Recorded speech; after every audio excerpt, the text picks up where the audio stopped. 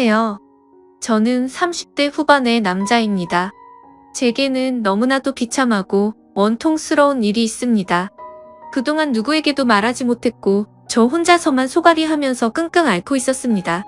하지만 많은 분들이 보고 계신 이곳에 제 고민을 말씀드리면 조금이나마 제 마음을 털어낼 수 있지 않을까, 혹은 조언을 얻을 수 있지 않을까 하는 마음으로 사연을 보내게 됐습니다.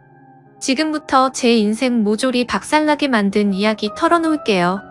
제 부모님은 젊은 나이에 저를 낳으셨습니다.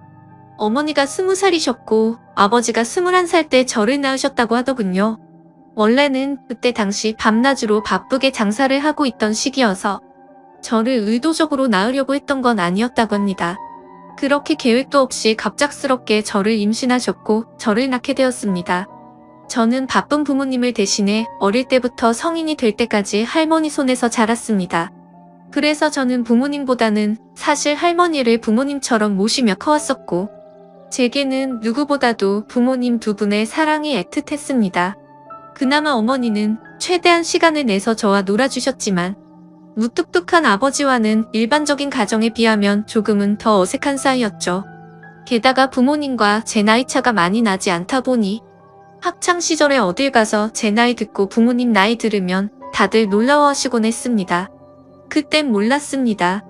젊은 부모님을 가지고 있다는 게 이런 비극의 시초가 될 줄은 꿈에도 생각하지 못했습니다. 아무쪼록 저는 고등학교를 졸업하자마자 우연치 않게 아는 분의 소개로 배시를 시작하게 됐습니다.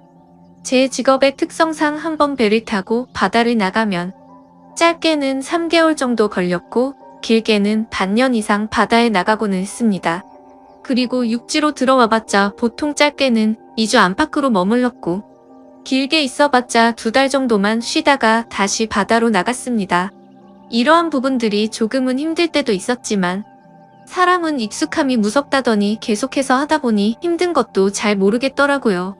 그렇게 남들과는 다른 생활을 극복하면서 지내다 보니 어느새 제가 타는 배 안에서의 직급도 차츰 올라갔고 연봉도 대기업 연봉 부럽지 않게 벌어서 만족하고 있었습니다. 내성적인 성격이었기에 가끔씩 육지로 내려와도 연애할 생각도 크게 나지 않았고 긍정적으로 생각하려다 보니 제 나이대 친구들보다 돈을 훨씬 많이 버니까 그게 마냥 좋았죠. 아무쪼록 월세를 내면서 살 바에는 돈을 꼬박꼬박 모으자고 생각해서 적금을 넣었고 나머지 남는 돈은 부모님께서 사시는데 보태어 쓰시라고 용돈을 보내드렸습니다. 그렇게 시간이 흘러가다 보니 제 나이도 어느덧 20대 중반이 되었습니다. 처음에는 일도 힘들고 생활에 익숙하지 않았던 터라 여자 생각은 전혀 나지 않았는데 일은 눈 감고도 할 정도로 익숙해져갔고 모아놓은 돈만 많이 쌓여가다 보니 그때부터는 많이 외로워지더라고요. 그래서 저는 친구를 통해 소개팅 좀 시켜달라고 하게 됐습니다. 그렇게 육지로 들어올 때마다 소개팅을 받았죠. 근데 항상 문제가 되는 건 다름 아닌 제 직업이었습니다. 항상 데이트를 즐겁게 하다가도 제가 일하는 방식을 들으면 하나같이 여자들은 기겁을 하더라고요. 이해가 되지 않는 바는 절대 아니죠. 한번 육지로 와봤자 길어야 2달만 머무르다 헤어지고 바다로 나가면 길게는 반년 이상을 보내다 오는데 어찌 보면 기약 없이 이런 만남을 이어가야 하는데 문제가 아닐 수가 없었죠. 심지어 군대는 2년 정도만 기다리면 차라리 끝이 있었지만 저는 제 직업을 포기하지 않는 이상 끝이 나지 않는 거였기에 그렇게 기겁하는 모습을 이해했습니다.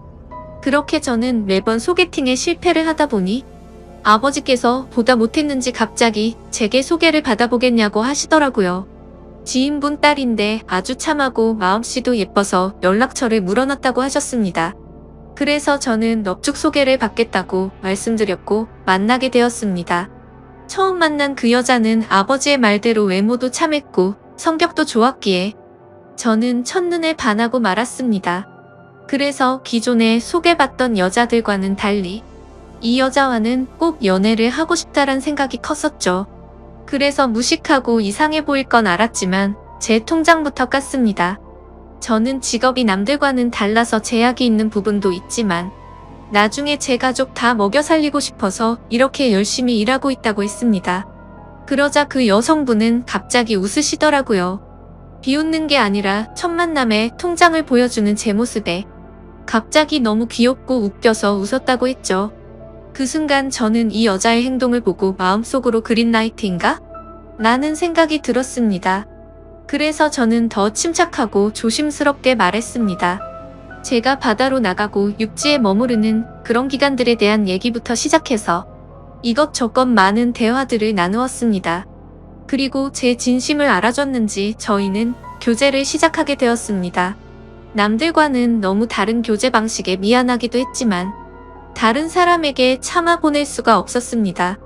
많이 이기적인 걸 알았기에 제 모든 진심을 다해서 아껴주고 사랑해줬습니다.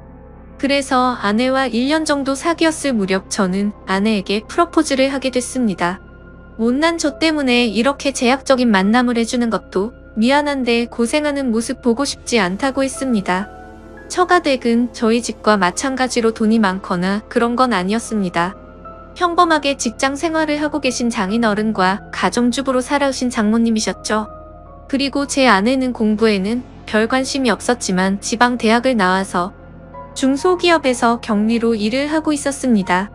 근데 회사에서 집까지 왕복 2시간이 넘게 걸리는 거리라 늘 마음이 쓰였습니다. 그래서 저는 그런 아내를 더 편하게 해주고 싶은 마음과 평생을 함께하고 싶은 마음에 결혼하자고 하게 되었던 거죠. 하지만 예상대로 아내는 쉽사리 수락을 하지 않았습니다. 제가 싫지 않고 만나서 함께 있으면 너무 행복하고 좋은데 바다로 한번 나가면 너무 오랫동안 못 보는 게 어느 정도 걸린다고 하더라고요. 근데 평생 그럴 걸 생각을 하니 생각할 시간이 필요할 것 같다고 했습니다. 그래서 저는 지금처럼 연애를 하면 내가 육지로 나와서도 우리는 약속 시간을 정해서 서로 만나고 또 다시 집으로 헤어지고 하는 거 시간이 아깝지 않냐고 했습니다. 함께 같이 살면서 조금이라도 더 오랫동안 계속 붙어 있는 게 좋지 않겠냐고 말했죠. 그리고 제 진심을 담아서 말했습니다. 출퇴근하느라 고생하는 것도 그만했으면 좋겠고 하루라도 빨리 우리를 닮은 아기를 낳아서 더 행복한 가정 만들고 싶다고요. 그러자 아내는 고민 끝에 결국 제 프러포즈를 수락해줬습니다. 그렇게 저희는 서둘러서 양가 어른분들을 모시고 상견례를 마쳤고 다음에 육지로 돌아왔을 때 결혼하기로 날짜까지 정하게 됐죠. 참으로 미안했습니다. 제가 신혼 준비를 도와주지 못해서 아내는 제 어머니와 같이 대부분의 결혼식 준비를 함께 하게 되었고 그러는 과정에서 친엄마 친딸처럼 친해졌더라고요. 그래서 저는 아내와 상의 끝에 저희 부모님을 모시고 함께 지내기로 했습니다. 아무래도 제가 자리를 비운 사이 혼자 쓸쓸히 지낼 아내를 생각하니 마음이 쓰이더라고요. 그렇게 저희는 결혼식을 하게 되었고 참 감사하게도 저희는 허니문 베이비가 생기게 되었죠. 저는 바다에 나가 있었고 아내의 임신 소식을 듣자마자 너무 신이 나서 같이 일하는 동료들에게 실컷 자랑을 했고 참 많이 행복했습니다. 저는 기대에 부풀어 행복한 가정을 꿈꾸며 열심히 돈 벌자라는 마음으로 즐겁게 뱃생활을 했습니다. 그렇게 시간은 흘렀고 제 아내는 세상 누구보다 예쁜 딸아이를 출산하게 됐죠. 정말 어릴 적부터 꿈꾸던 가정을 만들고 있는 것 같아서 눈물나게 행복했고 제 인생에 아내와 딸만 있으면 그 어떤 일도 다 할 수 있겠다고 생각했습니다. 그리고 앞으로 아이가 생겼는데 분가를 하는 게 좋을지 물었습니다. 아내는 제 말처럼 혼자 지냈으면 무섭고 외로웠을 것 같다며 부모님과 지내는 게 지금은 생각보다 좋다고 만족해 하더라고요. 저희 부모님도 아내가 참 예쁘고 일도 잘해서 너무 사랑스럽다고 칭찬 일색이셨고 같이 지내면서 손주도 보면 좋을 것 같다고 하셨습니다. 그렇게 저는 모든 것이 다 완벽하다고 느끼고 있었습니다. 하지만 그 완벽한 날들은 오래가지 못했습니다. 정말 슬프게도 제 어머니가 갑작스럽게 교통사고로 돌아가셨습니다. 길을 가다가 급히 무단횡단을 하시다가 달려오던 차에 치여서 세상을 떠나시게 된 거죠. 그때는 어머니를 잃은 슬픔에 잠겨 다른 생각들은 전혀 할 수가 없었습니다. 그로 인해서 앞으로 벌어질 비참한 비극은 생각조차 못했습니다.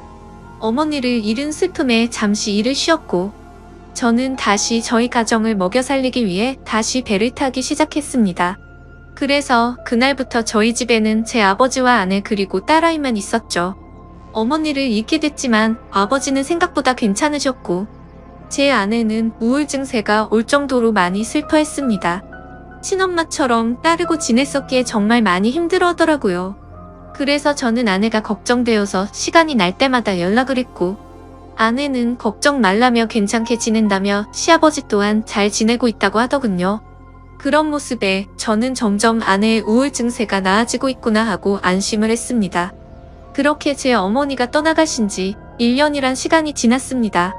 제가 다시 바다로 떠난 지 얼마 안 되어서 아내는 임신을 했다고 연락이 왔습니다. 그때도 첫 아이를 가졌을 때처럼 저는 정말 미친 듯이 기뻤습니다. 하늘 날아가 가신 어머니가 저희 슬프게 지내지 말라고 선물로 아이를 보내줬다고 생각했습니다. 그날은 어머니 생각이 더 많이 나서 눈물로 밤을 지새웠던 것 같아요. 시간이 또 빠르게 흘러갔고 제 아내는 둘째로 사내 아이를 출산하게 됐습니다. 저는 제 어깨가 더 무거워졌지만 행복했습니다.